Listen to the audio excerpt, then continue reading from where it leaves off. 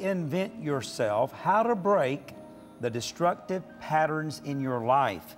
He's also been a speaker multiple times now at the Crystal Cathedral in Garden Grove, California for the Schulers. And we're delighted that Jason is back with us. Please join Joni and me as we welcome him. Jason, thank you God bless you. Thank you. It's an honor. Thank okay. you. Honor. So there's people that seem like they get into these habits, they get into these patterns, they get into this cycle, and sometimes people call it the vicious cycle. Yeah. And they'll cry and weep and pray, oh, God, forgive me. I pledge I'll never do it again. And then a few days, few weeks later, they're doing the same thing. And finally, they just get to a sense of hopelessness because they feel like I can never get out of this rut. Yeah. Is there hope for them? There's hope for anyone. It doesn't matter where you are in life, what your background is. I believe that there's hope for anyone who desires change and who's willing to partner with God. I'll never forget the time that I had a beef with my mom. I was a teenager. I was about 17. And I come from a crazy family, and I humorously say that.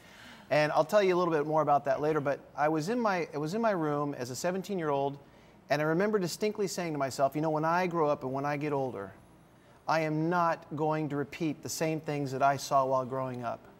And yet, as I became a parent and became an adult, I saw the same things in me that I didn't want as a child, and I wanted to change as an adult.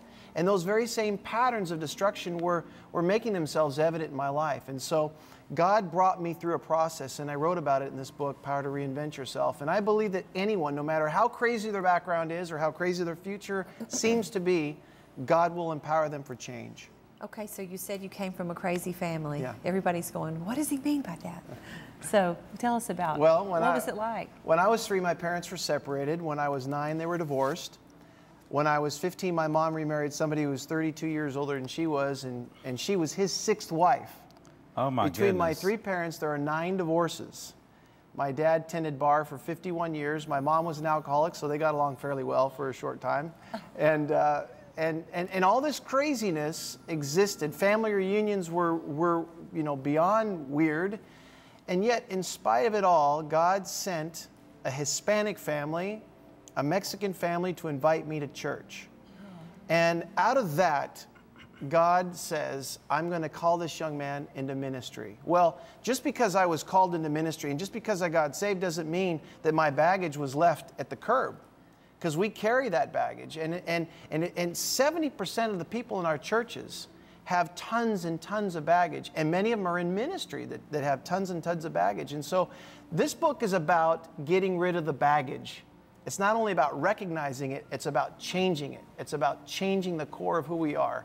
And if you look at my family today, and my wife is watching right now, who I love with all my heart. I'm the luckiest man in the world. Aww. I got 3 daughters. I'm the opposite of your previous guest because I have 3 daughters. Okay. And if we include the female dog, I live with 5 women. Yeah. So when you look at all this in the life that we lead in ministry, God has blessed us beyond anything that I could have ever imagined. He has changed our lives. He's changed who I am, the core of who I am. And I live and walk in the blessings of God, not because I'm a great person, because the power that I talk about in this book definitely sets the captive free. So that's what I mean by a crazy family. So how can people break out, break loose, break free these destructive cycles that they're involved in? Okay, well, the first and the most important thing is this. Your reason for change has to be bigger than your excuse. And an easier way to remember that is your why has to be bigger than your but. B-U-T. If your excuse... Not B-U-T-T. Not B-U-T-T. Well, sometimes, no. But in America, it seems to be getting bigger all the time. Yeah. But, okay, well, moving on. The reason for our desire, our reason for change has to be bigger, has to be greater than any excuse that we conjure up. And as long as that reason is larger than the excuse, then we will find a way. People are always looking for an easy how-to. But when your why isn't big enough, you're just going to look for a shorter shortcut. You're just going to look for an easier how-to. Yeah. So that's the first thing. The second thing is you have to recognize, you have to not only have a paradigm shift and realize that change is possible, but you have to realize where the source of my problem comes from. Alcoholics don't drink because they're thirsty. And people who are addicted to food, and I'm a chocoholic, They don't just eat because they're hungry. So we have to get to the source of where this is coming from. Where is my baggage? Where is it evolving from? And then we move in through a process. And one of the most important processes that I talk about in this book is the concept of forgiveness. We not only need God's forgiveness, we need our spouse's forgiveness, we need our children's forgiveness, but we need to forgive those who offended us. And that is probably the least preached message in our churches today. And yet, it's probably one of the most important messages that Jesus preached. You know, there's a friend of ours who works in deliverance ministry, and he wrote a book. And one of the things he said in it that really stood out to me is that before he will even talk to someone about deliverance and praying with them, is he deals with the forgiveness thing first. Because he said, unforgiveness opens a window, opens a door for the enemy to peer into your life and to come into your life. And a lot of people don't realize that when you have unforgiveness and bitterness, you are allowing the enemy place. That's right. And why is that? Well, the Bible talks about, it says, do not let the sun go down on your anger. Don't give the enemy a foothold. And that's what happens when that anger begins to build in our lives. It's like the poison we drink hoping that someone else is going to die. That's what lack of forgiveness is. It's a poison that we drink hoping that someone else is going to be damaged. But the people who are hurt are the ones who ingest the poison. Yes. I want to springboard off of what you said. It's very important. We have a deliverance ministry that it's attached to the Crusades throughout Central America, the United States, wherever we go. I would say that 70% of the people that wind up in our deliverance tent, whether they go to a church or not, have someone or something they've never been able to forgive, and some of them for decades. And if you think that time heals all, just go to any family reunion and ask someone who you know is divorced, so tell me how your ex is doing, and you'll see just how much healing has taken place during a period of time.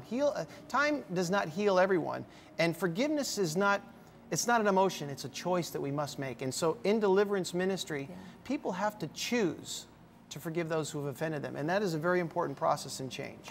In the book, you talk about the single most important benefit, I guess, of relationships and with your family. What is that? Well, one of the most important benefits in terms of our relationships in our family is walking in the blessings of God. I know a lot of families that walk outside the blessings of God. They walk in disharmony, they walk in conflict, they walk in dysfunction. Families can't spend time alone and enjoy each other, unfortunately. And there's so much pain nowadays. I know that mothers are deeply concerned about their kids, it's now more than ever. And it seems like godlessness is beginning to permeate our society, and there's a sense of hopelessness, and people feel stuck. But when we walk in the blessings of God, what happens in society almost becomes irrelevant, because we march to a different drum. We walk in God's economy. We walk under God's blessings. And I believe that everyone in America should get a copy of this book. And I don't say that because I'm the author. I say it because it's directly tied to Exodus 20. When we break the commandments of God, we walk under the curses, and it affects the second, the third, and the fourth generation.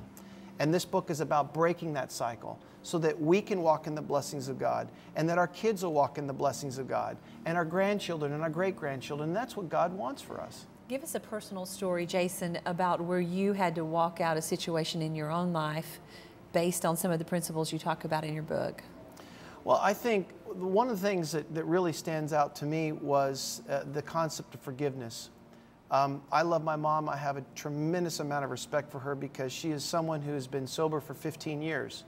She was a woman who literally drank 50 ounces, a half a gallon of wine a night while I was in high school. And she struggled with depression. And yet, in the midst of that conflict, when I first became a Christian, the conflict was overwhelming. I felt so alone in that house, and there was so much pain. And even as a Christian, I had to literally say, I'm going to forgive this woman, even if she doesn't want forgiveness, because that's what God wants. Or even if she doesn't change. Or even if she doesn't change. And that was a choice that I had to make. And I think in that episode of my life, in that chapter of my life, forgiving my mom opened the door for her to meet Christ. Thank God. It was because something changed in me the way I saw her. Yeah. And that was really the transformation that took place.